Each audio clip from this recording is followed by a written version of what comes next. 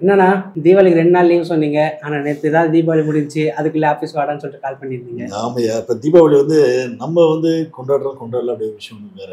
ஏன்னா இன்னைக்கு ஒரு முக்கியமான ஒரு விஷயம் ஒன்று போயிட்டு இருக்கு சோசியல் மீடியாவில். ஸோ அதனால தான் சரி இன்னைக்கு அதை பேசலான்ட்டு தான் சரி ஃபோன் பண்ணிடுவோம். அப்படி என்ன போயிட்டு இருக்கு?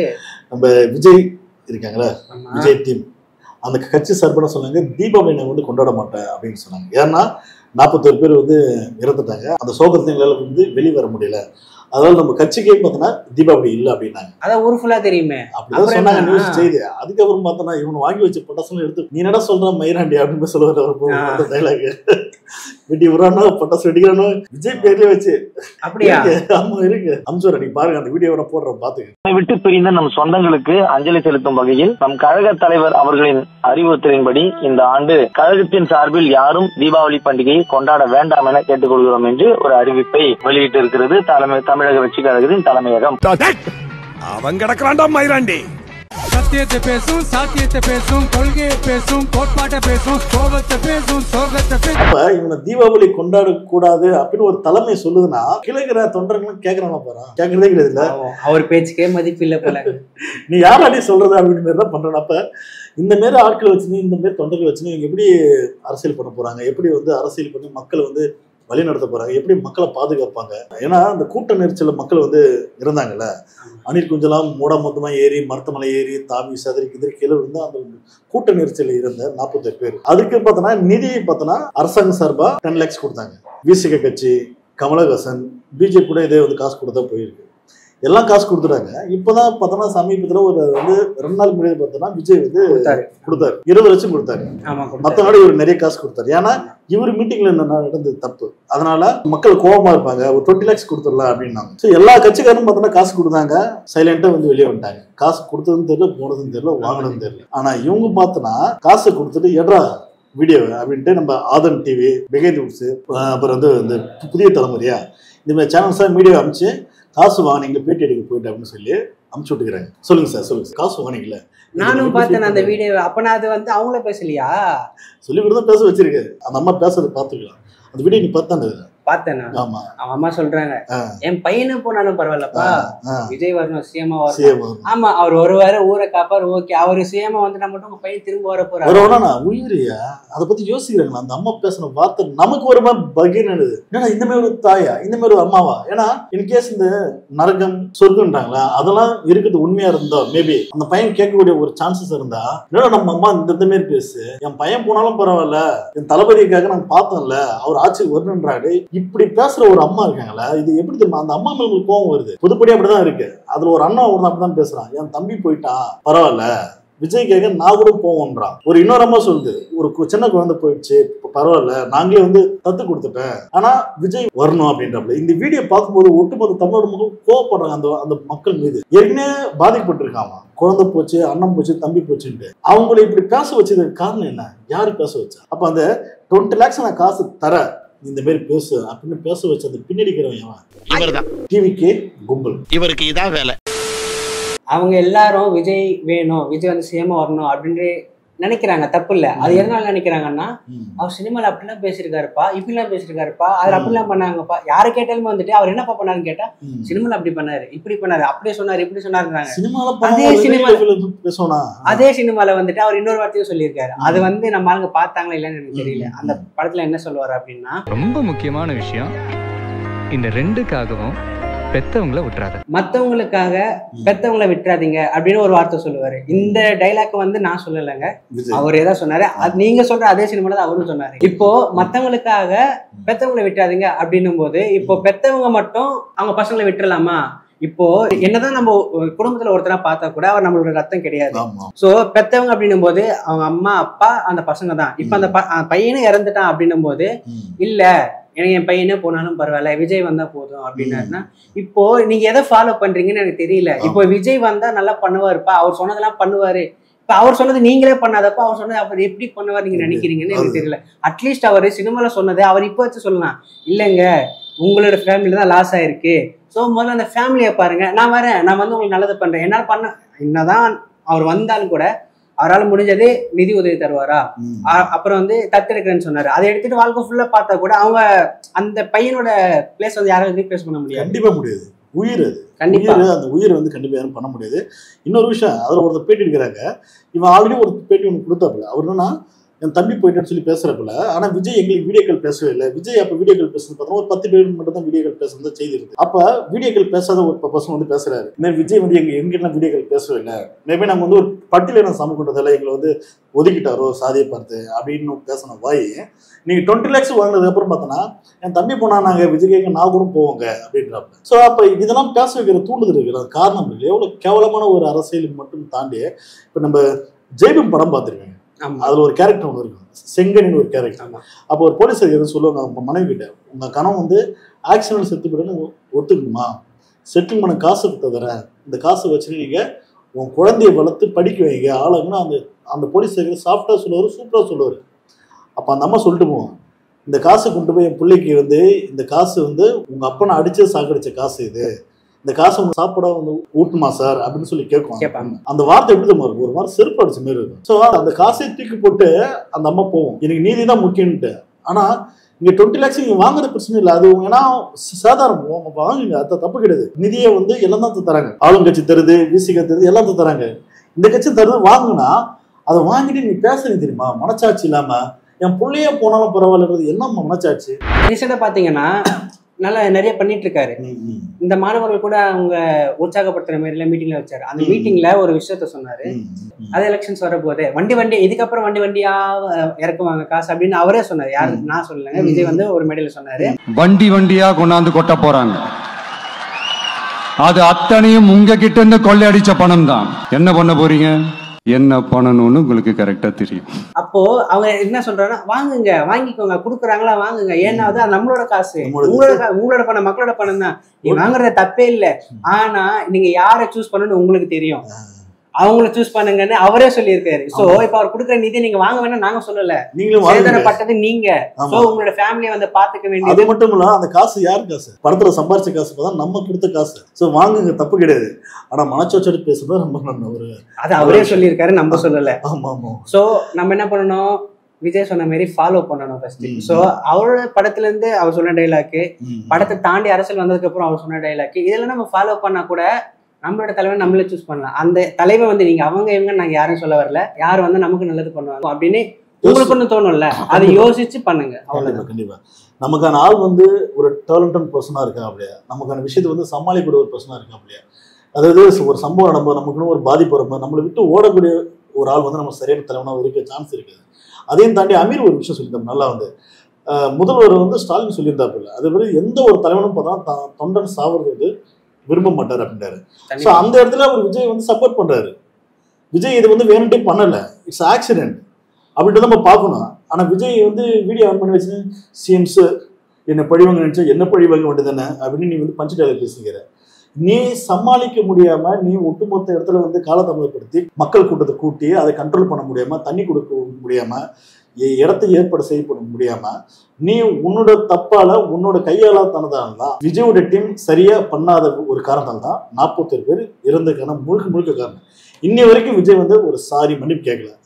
என்னோட மீட்டிங் தான் தவறுதலா ஆக்சிடென்டா இது மாரி நடந்து போச்சு, தப்போ யார் மேலே தப்போ அப்படி இதெல்லாம் வரைக்கும் மன்னிப்பு கேட்கலாம். முதல்வரே கேட்டார், சரிப்பா டிஎம்கே வந்து தப்பா கூட இருக்கட்டும்பா, அவங்க சரியான போலீஸ் பாதுகாப்பு வந்து பண்ணல, ஓகே. உன் சார்பா நீ மன்னிப்பு கேட்டியா, ஆறுதல் கேட்டியா? இப்ப கூட நீ வந்து ஒரு அரசியல் தான் பண்ணிக்கிற. 20 lakhs கொடுத்துட்டு எங்க மேல தப்பு இல்லை சொல்லுங்க, பேசுங்க, நாங்க தப்பு இல்லை, நான் என்ன சார் பண்ணேன், நான் வந்தேன் பேசினேன், நான் என்ன சார் பண்ணேன் அப்படின்னு சொல்லி பேச சொல்ற வழிய என் மேல தப்புதாமா, அந்த கூட்டம் கொடுத்தது நம்ம தப்புதாமா அப்படின்னு ஒரு சாரி கேட்கலையே, ஒரு மனச்சாட்சி ஒண்ணு இல்ல, ஏன் வந்து கேட்கல? அது மட்டும் இல்லாம லாயர் இருக்கிறாருல ஒருத்தர், இவங்க கட்சி சார்ந்த லாயர் வக்கீல் வந்து பேசுறாரு மீடியம் எங்கே செத்த உடல்கள் அதை கொண்டு வந்து கணக்கு கடத்துக்கு இங்க வந்து எடுத்துட்டு வந்துட்டாங்க அப்படின்றாரு. மனச்சாட்சி இல்லாம ஒரு 41 பேர் இருந்துட்டாங்க, இங்க 41 பேரும் சாவல, கணக்கெடுத்து எங்கிருந்து கொண்டு வந்துட்டாங்கன்றாங்க. அப்போ எனக்கு தெரிஞ்ச அந்த வக்கீல் வந்து ஒரு 5 வருஷம் கோமலா இருப்பார் போல. ஏன்னா வந்து இந்த இன்சிடென்ட் வந்து கொரோனால நடந்தது. சோ 5 வருஷம் வந்து பாவம் மறந்துட்டாரு, நமக்கு தெரியல. அதோட ஒரு கேள்வி ஒண்ணு இருக்கு, அப்படி சொன்ன வாயை இன்னைக்கு எதுக்கிட்ட கொண்டு போயிட்டு 20 லட்சம் கொடுத்தீங்க? நம்ம 41 பேருக்கு தானே கொடுத்தாங்க. 40 பேருக்கு கொடுத்தீங்க. 40 பேர் இறங்குனாங்களா? ஆமா ஆமா ஆமா. அப்ப வெளியால இருந்து வந்தாங்களா? அப்புறம் அப்படி சொன்ன வாய் தானே முட்டாள நீங்க, தற்கூரியா. ஏண்டா அப்ப வெளியால் கேட்டு எதுக்கிட்ட காசு கொடுத்தீங்க? இன்ன வரைக்கும் தன்னோட தப்பை வந்து ஒத்துக்கிறது இல்லை, மாட்டேங்கிறது. அது நான் தப்பு தான் பண்ணிட்டேங்க, தெரியாம நடந்து போச்சுங்க, சாரிங்க, இனிமேல் நடக்க நான் பாத்துக்கிறேன், நான் இந்த லெவல்ல அடுத்த லெவல் மாறிட்டேங்க அப்படின்னு இது வரைக்கும் பேசல. இன்னொரு விஷயம் தெரியுமா உங்களுக்கு, இந்த வக்கீல் அப்படி சொன்னாரு ஓகே, ஏன்னா வந்து அவர் கட்சிக்காக வேலை பார்க்கறாரு, கட்சியில வேலை பார்க்கல. சோ வெளியாளு அப்படின்றதுனால அவர் வக்கீல் அப்படின்னும் போது வந்துட்டு அவர் முடிஞ்ச அளவுக்கு அவரோட கேஸை வந்து ஜெயிக்க வைக்கணும், அதை மட்டும்தான் அவர் பார்ப்பாரு. சோ அவர் அப்படி பேசுறாரு, தப்புல நினைக்கலாம். ஆனா லோயலாமணி தெரியல உங்களுக்கு, அவர் யாரு, டிவிக்கல மெம்பர் தானே. அவரு என்ன சொல்றாரு அப்படின்னா, ஒரு வாட்ஸ்அப் ஸ்டேட்டஸ் போட்டிருந்தாரு, அது வந்து ட்ரெண்ட் ஆயிடுச்சு இல்லன்னு தெரியல, பட் ஆனா அது வெளியே அவ்வளவா வரல. அந்த ஸ்டேட்டஸ் என்ன இருந்துச்சு அப்படின்னா, இந்த எஸ்ஐடி தெரியல, எஸ்ஐடி டீம், அந்த எஸ்ஐடி டீம் வந்து ஒரு சில ஆதாரங்களை எரிச்சிட்டாங்க, கொளுத்துட்டாங்க சொல்லி பென்ட்ரைவ் அப்படின்னு சொல்லி ஒரு போட்டோ எடுத்து வாட்ஸ்அப் ஸ்டேட்டஸ் போடுறாங்க, வதந்தியை ஃபார்ம் பண்றாரு. அதேதான் கரூர்ல 41 பேர் வந்து இறந்ததுக்கு அப்புறம் பார்த்தோன்னா இவங்க 3 நாள் பேச்சு மூச்சே இல்லை. 3 நாள் கழிச்சு விஜய் வீடியோ போடுறப்பல என்ன காரணம், அப்பவே சின்ன சின்ன பசங்க கிட்ட வந்து வதந்தியை ஃபார்ம் பண்ணி விட்டாங்க. வெளியிலங்க உள்ள வந்துட்டாங்க, கத்தையில குத்துட்டாங்க, கீச்சிட்டாங்க, செந்தில் பாலாஜி உள்ள இறங்கிட்டாப்புல, ஆளுங்கட்சி விஜய் வளர விடாம பாக்குது அப்படின்னு நிறைய விஷயம் பேசியிருந்தாங்க. நான் அவனை சொல்லுவா, லோயலாமணி அதே தான் பண்றாப்புல, இப்ப அதுதான் காரணம். ஆனா அவங்களாச்சும் பரவாயில்ல, அது வந்து இன்ஸ்டன்ட் நடந்த 3 நாள்ல பண்ணாங்க. இப்போ வந்து கேஸும் வந்தாச்சு, அது வந்து சிபிஐக்கு மாத்தியாச்சு, கேஸ் முடிய போகுது, முழுசா நடந்த எதுக்குடா முக்காடுன்ற மாதிரி முடிஞ்ச போன கதைக்கு வந்து இப்போ வந்து புதுசா ஸ்டார்ட் பண்ணிட்டு இருக்கு. ஆமா, என்னன்னா அதுக்கு நான் முழு விவரமா ஆதாரம் வந்து நக்கீரன் சேனல்ல இருந்து தெளிவாக போட்டிருக்காங்க. என்னன்னா அது ஏன் வந்து எரிக்கப்பட்டதுன்னா, உடனே வந்து கண்மூடித்தனமா பண்ணல, எல்லா ஆதாரமும் இந்த கேஸ் இதை சார்ந்த இந்த இஷ்யூ சார்ந்த கேஸை வந்து சிபிஐக்கு மாத்துறாங்க. ஜட்ஜு முடிவு பார்த்தோன்னா அந்த பொறுப்புலாம் வந்து கொடுக்குறாங்க, பென்ட்ரைவ் எல்லாத்தையும் ஆதாரம் எல்லாத்தையும் வந்து கொடுத்துட்டாங்க, வாங்கிட்டாங்க, முடிஞ்சது. அடுத்து இன்னொரு காப்பி, எக்ஸ்ட்ரா காப்பி, அந்த காப்பி வந்து இந்த யாருக்கிட்டும் போயிடக்கூடாது, அது அப்படி வெளியே எடுத்து போச்சுன்னா அது மிஸ்யூஸ் ஆகிறதுக்கு சான்சஸ் இருந்ததுன்னா இது வழக்கமா வந்து எரிக்கிற ஒரு விஷயம் தான். அப்படிதான் வந்து அது வந்து எரிச்சிருக்காங்க. சிபிஐ கிட்ட ஆதரத்தை வந்து கொடுக்காமலையோ இல்ல ஜட்ஜு கிட்ட கொடுக்காமலையோ முன்கூடி எல்லாம் பண்ணல. இதை கூட தெரியாம ஒரு தற்கொலை தான் வந்து நம்ம லோயலாமணி அவர் அந்த கட்சியில வந்திருக்காரு. பாரு வதந்திய இப்ப பாக்குறோம் நினைப்பான், ஒரு அறிவில்லாதவன் ஆமாண்டா அங்க போடுறான், எதிர்கட்சி என்ன பண்றான்னு போடுறான், ஆளுங்கட்சி இன்னும் போட்டு அப்ப எல்லாம் இவனுதான் பண்ணிக்கிறான் பொழுது அப்படிதான் பார்த்து தோணும். கண்டிப்பா இது அவனுக்கு ஒண்ணுக்கு தெரியும், இதனால தான் பண்ணிருக்காங்கன்ட்டு தெளிவா சொல்றாங்க. அங்கேயே இதை கூட தெரியாம வந்து பேசி இது ஒரு வீடியோ போடுற, இந்த ஸ்டேட்டஸா போடுற, எடுத்து போடுறான், நீ எவ்வளவு பேர் கேவலமான ஆளா இருப்ப. அது மட்டும் இல்லாம இதுதான் இந்த அணில் கொஞ்சம் தொடர்ந்து இப்ப பண்ணாம ஃபர்ஸ்ட்ல இருந்து இன்ன வரைக்கும் பார்த்தோன்னா ஆளுங்கட்சி செய்தி, ஆளுங்கட்சி செய்தி. ஆனா எதனா ஒரு வீடியோ ஆதாரம் காட்டானா எவனாலையும் காட்ட முடியல.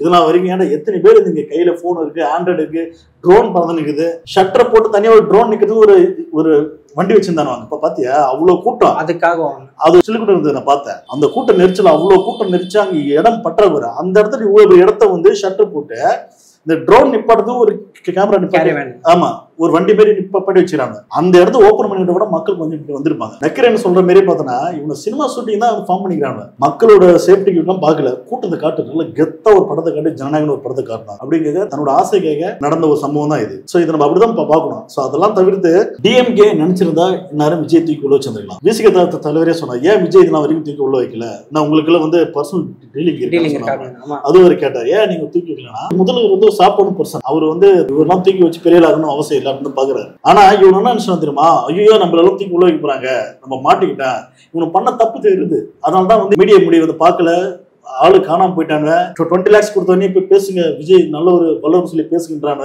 ஏன்னா இவனு பண்ண தப்புன்னு தெரிஞ்சுதான் மக்கள் மத்தியில ஏதாவது ஒரு விஷயத்த பேசுகின்றாங்க. இப்படி பண்ணி அதனால இவனுக்குள்ளே ஒரு பயம், நம்மள எல்லாத்துக்கும் உள்ள வச்சிடும் கூடாது அப்படின்னு பயந்து ஓடி ஆளு காணாம போயிட்டு கடைசியா ஆதவம் மூலமா கட்சியை கொண்டு போயிட்டு அடமான வச்சிட்டாங்க. பிஜேபி கிட்ட வந்துட்டு அடமான வச்சிட்டானு. இங்க பூனைக்கு பயந்து சிங்கத்துக்கிட்ட மாட்ட கதையதான் இருக்கு இப்ப. சோ இப்படி மாட்டி உங்க கட்சியை வந்து நாளைக்கு மீட்டு எப்படி மீட்க போறாங்க, எப்படி அந்த கட்சியை வளர்த்து மக்களுக்கு என்ன நல்லது போகுது பொறுத்தரும் தான் பார்க்கணும். கண்டிப்பா பார்க்கணும். ஆமா, உங்களுக்கு எந்த அளவுக்கு நம்பிக்கை இருக்கோ அதே அளவுக்கு எங்களுக்கும் நம்பிக்கை இருக்கு தளபதி மேல. கண்டிப்பா இல்ல, நானே வந்து தளபதி வந்து விஜய் அவர்கள் வந்து வரவேற்றேன். ஏன்னா ஒரு காலத்துல வந்து பாத்தீங்கன்னா ஏடிஎம்கே டிஎம்கே தான் இருக்கு, சுயமரியாதைன்னு ஒண்ணு இருக்கு. நம்மளோட மாநிலத்துல வந்து இந்த மண்ணில் உருவான கட்சி மட்டும் தான் பார்த்தோன்னா இந்த மக்களுக்கான கட்சியா இருக்குன்னு தான் நம்ம பார்ப்போம். ஸோ அந்த வகையில் பார்த்தா ஏடிஎம்கே வந்து இன்னைக்கு காணாம போச்சு. இபிஎஸ் வந்து பார்த்தோன்னா பிஜேபி கூட ஒரு இதாக ஆயிட்டாரு, அடிமையா ஆயிட்டாரு, ஒரு இடம் போயிட்டாரு. அப்படின்னு போது ஒரு எதிர்கட்சியா ஒரு பவர் ஒண்ணு வேணும் தான் பாக்குறோம். விஜய் வர தப்பு கிடையாது. கண்டிப்பா சிஎம் ஆகிறதுக்கான குவாலிஃபிகேஷன் உங்களுக்கு தேவைன்னா எக்ஸ்பீரியன்ஸ் தேவை. இப்பதான் சின்ன நீங்க உள்ள வரீங்க, ஒரு சாதாரண சின்ன பசங்க இருக்க ஒரு எக்ஸ்பீரியன்ஸ் கூட பொலிட்டிக் நாலேஜ் உங்களுக்கு இல்ல. அப்ப நீங்க என்ன பண்ணணும், நிறைய பொலிட்டிக் நாலேஜ் உள்ள பசங்க வந்து பக்கத்துல நீங்க வச்சுக்கிட்டு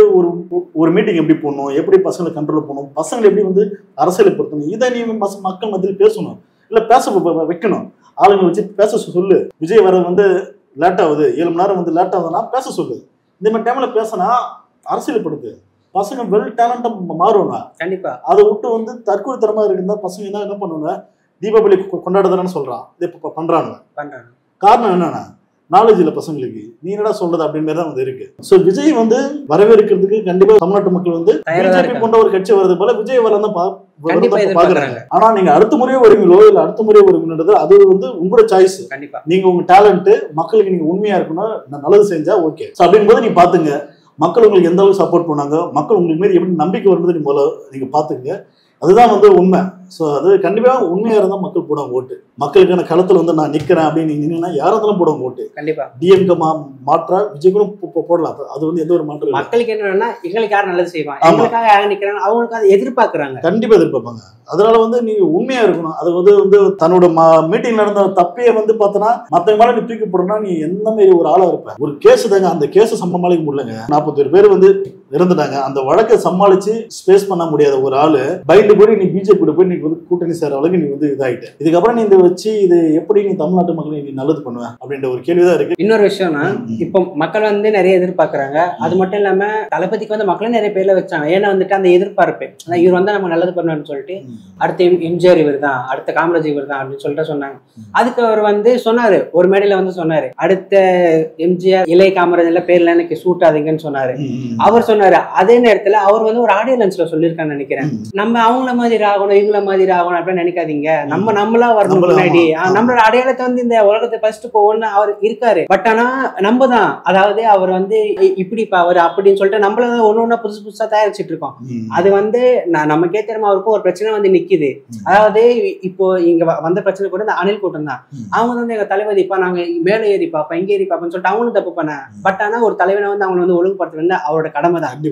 இப்போ அவரையும் நம்ம தப்பு சொல்ல முடியாது, மக்களையும் நம்ம தப்பு சொல்ல முடியாது. சோ நம்ம இதுக்கப்புறமாச்சு மெச்சூரா யோசிப்போம்.